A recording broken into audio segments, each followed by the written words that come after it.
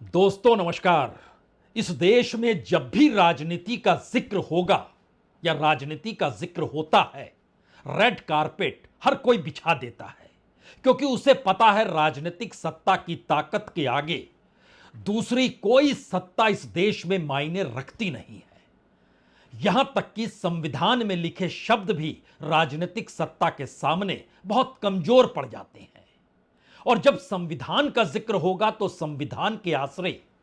इस देश में संविधान की व्याख्या करने वाले सुप्रीम कोर्ट को लेकर भी हर कोई रेड कारपेट बिछा ही देता है, क्योंकि उसे पता है अगर सुप्रीम कोर्ट ही न्याय नहीं दे पाया तो फिर लोकतंत्र गायब है। और लोकतंत्र के तहत अगर राजनीतिक सत्ता के लिए हमने रेड कारपेट नहीं बिछाया तो फिर हम उस व्यवस्था की दिशा में जा रहे हैं जहां पर लगता नहीं है लोकतंत्र है, बल्कि लगेगा कि यह राजतंत्र है। यहां एक राजा की चलती है, उसके कहे शब्द ही कानून होते हैं। तो आज इस रेड कारपेट को उठा दीजिए और रेड कारपेट तले जो बंजर उखड़ी हुई जमीन या कंटीली जमीन है उस पर नंगे पांव चलने की कोशिश कीजिए। और तब संविधान में लिखे शब्द या किसी भी राजनीतिक सत्ता की ताकत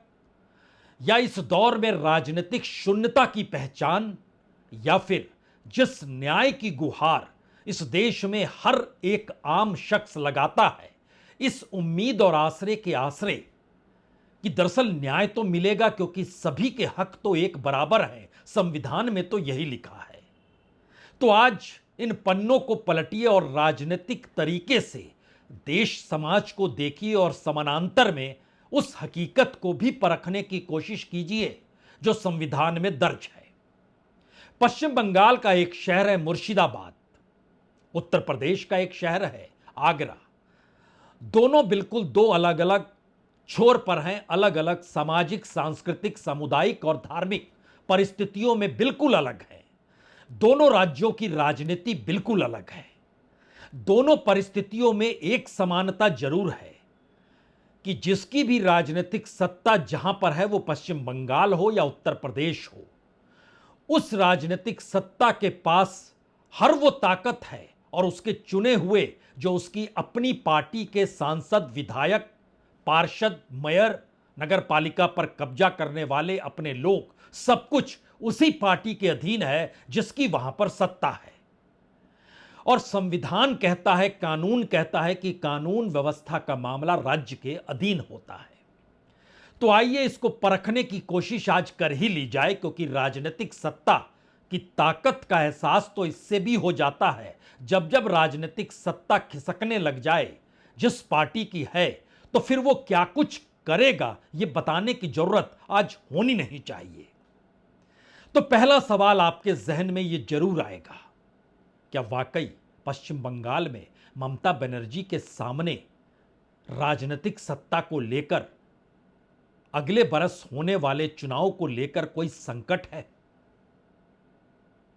या फिर उसके अगले बरस उत्तर प्रदेश की राजनीति में जो चुनाव होने हैं 2027 में, उसको लेकर क्या योगी आदित्यनाथ के सामने कोई संकट है?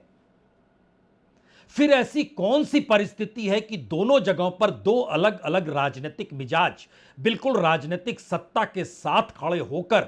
जो दृश्य इस देश के सामने रखते हैं, उसमें क्या सुप्रीम कोर्ट की भूमिका होनी नहीं चाहिए? इस देश की राजनीतिक सत्ताओं की जिम्मेदारी कुछ होनी नहीं चाहिए? या फिर वोटों के ध्रुवीकरण या राजनीतिक सत्ता को बरकरार रखना या अपनी राजनीतिक जमीन को बचाना और बनाना ही सबसे बड़ा कार्य हो चुका है? पश्चिम बंगाल का मुर्शिदाबाद में मुस्लिमों की तादाद 66% है, 66%, यानी बहुसंख्य तबके में मुस्लिम समुदाय है। अगर आप इसके समानांतर उत्तर प्रदेश के आगरा का जिक्र करेंगे तो यहां हिंदू बहुसंख्यक है, यानी 89% हिंदू है। यहां पर मुस्लिमों की तादाद 9-10% है। लेकिन जिक्र मुर्शिदाबाद से किया जाए, मुर्शिदाबाद में 66% मुसलमान। यहां से मुर्शिदाबाद के इलाके से 3 सांसद चुनकर आते हैं। तीनों सांसद राज्य की सत्ता टीएमसी यानी ममता बनर्जी के पास है, तो उन्हीं की पार्टी से तीनों सांसद चुन के आते हैं। मुर्शिदाबाद से 22 विधायक चुनकर आते हैं, उसमें से 20 विधायक तृणमूल कांग्रेस यानी ममता बनर्जी के हैं। यहां की 8 नगर पालिकाओं में से 7 पर टीएमसी का कब्जा है, यानी ममता बनर्जी की पार्टी का कब्जा है। जो पंचायत समिति है 26, उन 26 पर टीएमसी यानी ममता बनर्जी की पार्टी का कब्जा है। अब यहां पर एक सवाल आपके जहन में तुरंत उठेगा, तो क्या जो कुछ मुर्शिदाबाद में हो रहा है उसे राज्य सरकार थाम पाने में, रोक पाने में विफल है, या फिर जो कुछ हो रहा है वो सहमति से हो रहा है राज्य सरकार के, जहां टीएमसी की सत्ता है? और एक हकीकत तो है, 27% मुस्लिम आबादी पश्चिम बंगाल में है, और ममता बनर्जी को जितने वोट पिछले चुनाव में मिले उसमें आधे वोट उनके मुस्लिम समुदाय से ही जुड़े हुए थे, क्योंकि कुल वोट उनको 48% मिला, जिसमें से मुस्लिम समुदाय का वोट 20% से ज्यादा रहा।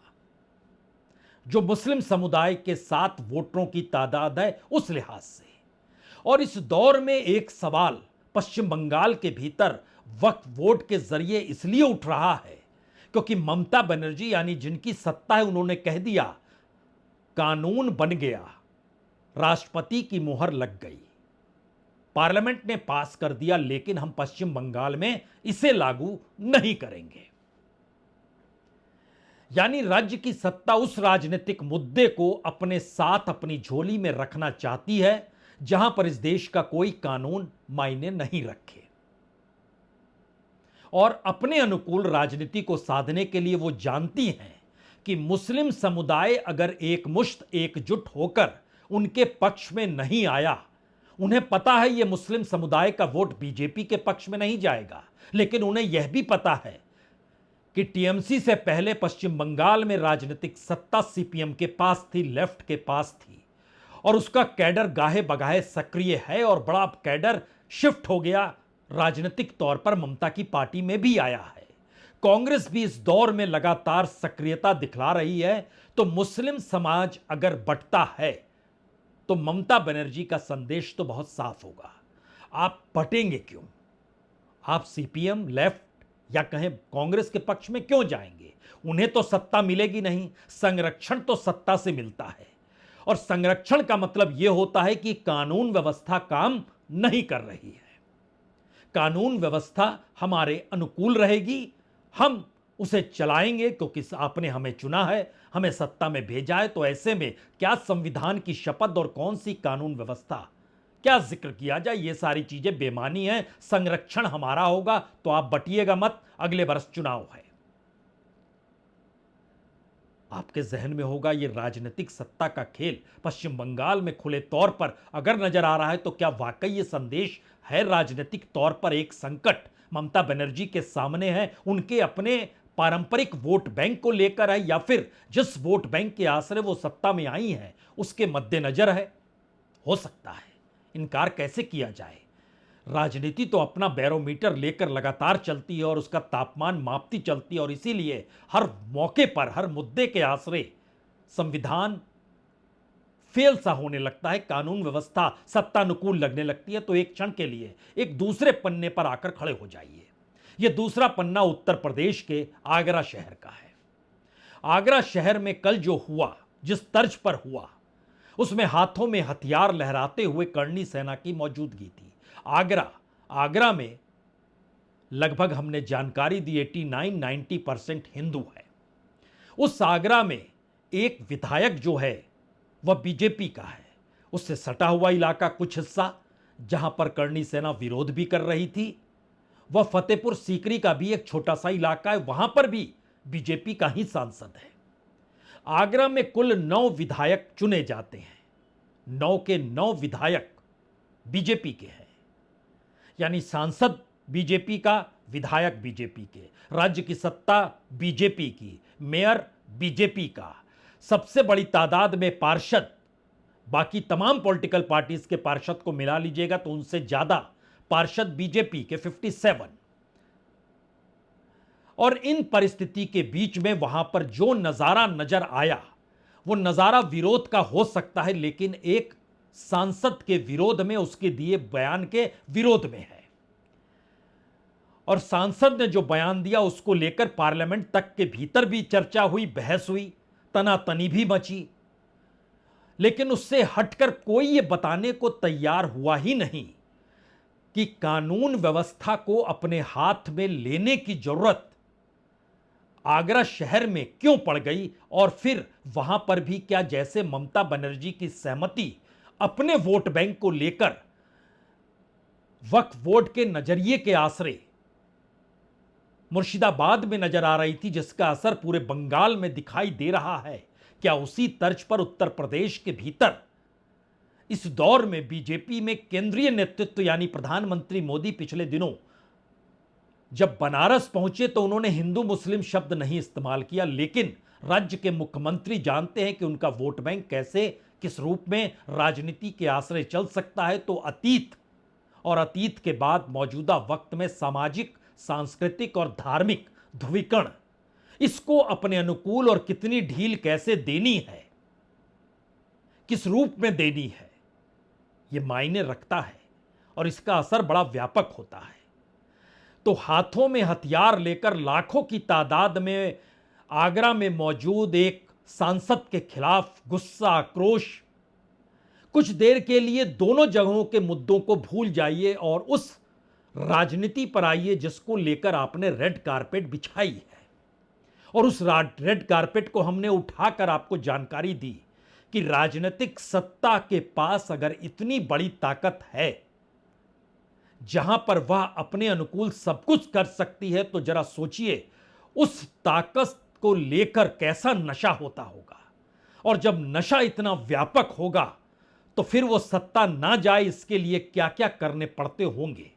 वो तमाम परिस्थितियां इस दौर में दोनों जगहों पर नजर आई। इन दोनों जगहों की तस्वीरों में एक तस्वीर इसलिए मुर्शिदाबाद की त्रासदीदायक है क्योंकि वहां पर 3 मौत हुई है। गिरफ्तारी हालांकि 150 से ज्यादा लोगों की हुई है, जो गिरफ्तारी आगरा में नहीं हुई है, लेकिन वहां 3 मौतें हुई हैं। और इन परिस्थिति के बीच राजनीति ने खुद को संभालते हुए कहा, अब 16 तारीख को मैं मुस्लिम नेताओं से मिलूंगी। ममता बनर्जी मुस्लिम नेताओं से मुलाकात करेंगी 16 तारीख को, इसका खुला ऐलान उन्होंने कर दिया। 16 तारीख को सुप्रीम कोर्ट में वक्फ बोर्ड पर सुनवाई होनी है, जो बिल नया आ चुका है कानून की शक्ल में। और 17 तारीख को हैदराबाद में all India personal law board शाम 7 बजे से लेकर रात 10 बजे तक चर्चा करेगा उस पे जो कानून की शक्ल में आ चुका है, पार्लियामेंट ने मुहर लगा दी है। यानी पार्लियामेंट के समानांतर राजनीतिक तौर तरीके और राजनीतिक तौर तरीकों को लेकर सुप्रीम कोर्ट की कॉन्स्टिट्यूशन को लेकर व्याख्या। अब सुप्रीम कोर्ट, जब हमने जिक्र किया कि राजनीतिक सत्ता के पास इतनी ताकत होती है कि अपनी सत्ता को वो गंवाना चाहता ही नहीं है, तो एक क्षण के लिए जरा यह भी सोचिए इस देश के भीतर में जजेस जिस कुर्सी पर बैठकर जो न्याय करते हैं, जो फैसला देते हैं, वो फैसले राजनीतिक रंग में क्यों नजर आते हैं। और संविधान की व्याख्या से दूर राजनीतिक रंग के आश्रय जब वो नजर आते हैं तो कभी कभी ऐसे फैसले भी नजर आते हैं जिससे लगता है नहीं नहीं, सुप्रीम कोर्ट की एक साख तो रहनी चाहिए, उसकी क्रेडिबिलिटी तो होनी चाहिए। अन्यथा लोगों ने अगर ये मान लिया कि इस देश में अन्याय ही न्याय है या गैर कानूनी परिस्थितियां ही कानूनी परिस्थितियां हैं, तो फिर क्या लोकतंत्र और क्या राजतंत्र, उसके भीतर की लकीर तो इस दौर में मिट जाएगी। सुप्रीम कोर्ट क्या कहेगा वक्फ बोर्ड पर, सुप्रीम कोर्ट क्यों ऐसी परिस्थितियों को लेकर सक्रिय नहीं होता है जिस पर कि कानून बन चुका हो, और राज्यों में राज्यों की भूमिका क्यों ऐसी हो। इन परिस्थितियों में राजनीतिक सत्ता क्यों सुप्रीम कोर्ट के दरवाजे तक पहुंचकर कहती है, लेकिन सुप्रीम कोर्ट क्यों एक लंबा वक्त लेता है। और होते होते परिस्थिति यहां पर आ गई कि केरल के राज्यपाल को कहना पड़ गया, या उन्होंने खुले तौर पर कह दिया कि जब सुप्रीम कोर्ट यह कह रहा है कि कोई विधायक या कोई राज्यपाल राज्य के बिल को नहीं रोक सकता और राष्ट्रपति भी 3 महीने से ज्यादा किसी विधेयक को नहीं रोक सकते हैं, तो राज्यपाल सवाल कर रहा है सुप्रीम कोर्ट से, तो फिर अदालतों में जो बरसों बरस से मामले लंबित पड़े हैं उसको उस कैटेगरी में क्यों ना देखा जाए। बड़ी सामान्य सी बात है, सवाल तो गलत है नहीं, लेकिन इन सब के बीच महत्वपूर्ण सवाल यह है कि सुप्रीम कोर्ट एक फैसला देती है और वो फैसला जिस तर्ज पर देती है उसमें यह सवाल खड़ा हो जाता है कि अगर संविधान में संशोधन की तिथियां अदालतों से निकल रही है तो संसद और विधानसभा की क्या भूमिका होगी, क्योंकि सुप्रीम कोर्ट का फैसला क्या वाकई जुडिशियल ओवररीच कर रहा है, यानी कोर्ट अपनी सीमा पार कर कार्यपालिका और विधायिका में दखल दे रहा है, या फिर पहली बार एक मौका अरसे बाद सुप्रीम कोर्ट को मिला जहां पर वह गवर्नर और राष्ट्रपति और अलग अलग सत्ताओं के टकराते हुए बिलों को लेकर यानी विधेयकों को लेकर जो मुश्किल हालात है वो तमिलनाडु में हुए, वो केरल में हुए, इससे पहले पंजाब में हुए थे, ये परिस्थिति तेलंगाना के भीतर भी है। अगर ऐसी परिस्थिति में वह अपने तौर पर यह बता रहा है कि समय सीमा तो तय करनी ही होगी और राज्यपाल कह रहे हैं समय सीमा का जिक्र कॉन्स्टिट्यूशन में नहीं है,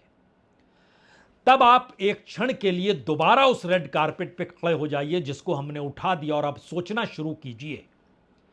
कि सुप्रीम कोर्ट का हर वो फैसला जो इस देश के नागरिकों को प्रभावित करे और इस देश के नागरिकों को बराबर का हक दिला दे, और इस देश के भीतर में ऐसा कोई फैसला क्या हाल के दिनों में आया है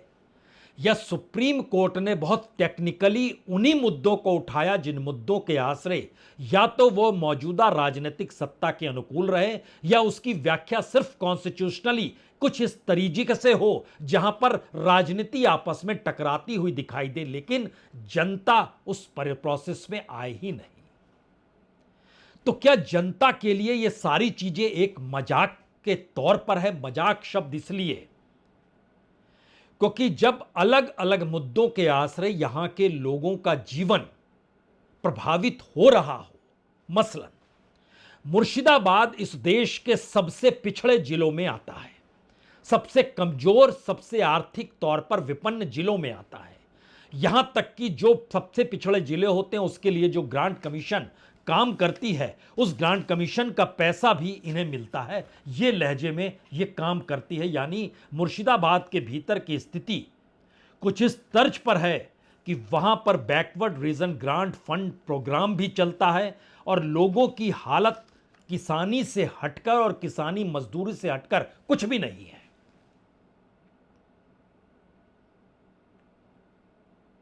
आगरा के बेहतर अच्छी स्थिति है मुर्शिदाबाद की तुलना में, लेकिन आगरा के भीतर भी अगर झांक कर आप देखिएगा तो हो सकता है जो आगरा की पहचान आप ले रहे हो उसमें वो पेठा बनाने वाले हों या जूता बनाने के कारीगर हों, मुश्किल हालात उनके सामने भी है, लेकिन आर्थिक परिस्थिति, पेट से जुड़ी हुई परिस्थिति और इन तमाम परिस्थितियों के साथ व्यक्ति को जो संवैधानिक तौर पर अधिकार मिलते हैं उसकी व्याख्या ना राज्य की सत्ता करेगी ना उससे कोई सवाल करेगा, और जब उस पर आंच आएगी तो उससे जुड़े हुए सवाल सुप्रीम कोर्ट के भीतर से भी कोई रास्ता नहीं दिखा पाएंगे। तो फिर इस रेड कारपेट को कैसे रखा जाए और किस तर्ज पर रखा जाए, यह सवाल क्या मौजूदा वक्त में इसलिए बड़ा हो चला है क्योंकि उत्तर प्रदेश में जो आगरा में हुआ, मुर्शिदाबाद में जो आज भी अभी भी चल रहा है, हालांकि कहा गया शांति बहाल कर दी गई है, लेकिन जितनी परिस्थितियां और जिस तर्ज पे वहां पर लोगों के बयान हैं, हमें लगता है दृश्य दिखाना, तस्वीरें दिखाकर लोगों की बातों का जिक्र करना उससे हटकर कहीं ज्यादा महत्वपूर्ण है कि इस देश में लोकतंत्र और लोकतंत्र के आश्रय जो बराबरी का अधिकार वोटों के जरिए है, क्या वो आर्थिक तौर पर लोगों को अधिकार बचा है या नहीं बचा है, या फिर राजनीतिक सत्ता ने उन्हें अपने ऊपर निर्भर कर लिया है। इसीलिए मुर्शिदाबाद का वोटर ममता बनर्जी के साथ ही खड़ा है, इसीलिए जब हिंदुत्व का परचम लहराएगा तो उत्तर प्रदेश के भीतर वोटर योगी आदित्यनाथ के साथ ही खड़ा होगा। और इन दो राजनीति के बीच से भारत की राजनीति में वो तमाम विचारधाराएं जो इस देश में आजादी के बाद जिस राजनीति को संजो रही थी वो गायब हो गई। आप यहां पर जिक्र कांग्रेस का भी कर सकते हैं। कांग्रेस का राष्ट्रीय अधिवेशन पिछले दिनों अहमदाबाद में हुआ। महात्मा गांधी के 100 बरस पहले जब वो कांग्रेस के अध्यक्ष थे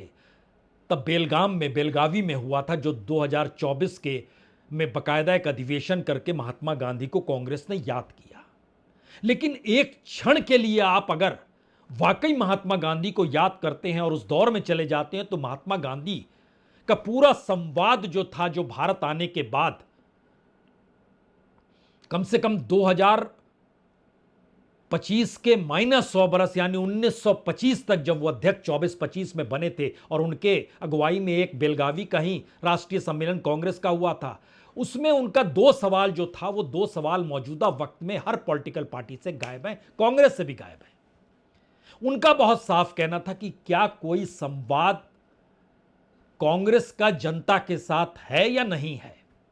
और जनता जिन परिस्थितियों में रहती है हम उस परिस्थिति में रह पाने की स्थिति में है या नहीं है। यानी जनता के साथ खड़े हो पाना, उनकी आर्थिक सामाजिक विपन्नता के बीच खड़े हो जाना और उनके सरीखा लगना, यह कल्पना के परे है। शायद इसीलिए वो पूरा संवाद भारत की राजनीति का कट चुका है, खत्म हो चुका है। जो जनता से कोई सरोकार बना पाए, और जब जनता से कोई सरोकार नहीं है तो जनता एक वोट बैंक के तौर पर अलग अलग है या फिर अपने समुदाय विशेष को लेकर उसमें संरक्षण और शांतिपूर्ण जीने भर के लिए राजनीतिक सत्ता कौन सी उसको चाहिए, किस रूप में चाहिए, इसी के संघर्ष में सब कुछ खत्म हो गया। तो मुर्शिदाबाद में जो 3 व्यक्ति मारे गए उसमें एक एजाज है, उम्र है 17 बरस, दूसरा है चंदन दास जिसकी उम्र है 35 बरस, तीसरे हैं हरगोविंद दास जिनकी उम्र है 65 बरस। आर्थिक तौर पर हमने जो वहां जानकारी हमारी टीम ने हासिल की, तीनों की परिस्थितियां बड़ी विपन्न है। कम से कम चंदन दास और हरगोविंद दास तो बकरी के व्यापारी, लेकिन उनकी ऐसी स्थिति भी नहीं कि आप कह सकें कि हैंड टू माउथ नहीं है, यानी कमाएंगे नहीं तो खा लेंगे, ऐसी स्थिति तो नहीं है। हर दिन जाना, कमाना, खाना है और इसी परिस्थिति में रहना है। ममता बनर्जी सोशल मीडिया में एक शब्द लिखती है, राजनीतिक फायदे के लिए दंगे ना भड़काएं। बीजेपी सोशल मीडिया और बाकी माध्यमों से कहती है कि अपने वोट बैंक को खुश करने और 26,000 स्कूली शिक्षकों की नौकरी जाने के मामले से ध्यान ना भटकाएं। लोगों की जिंदगी,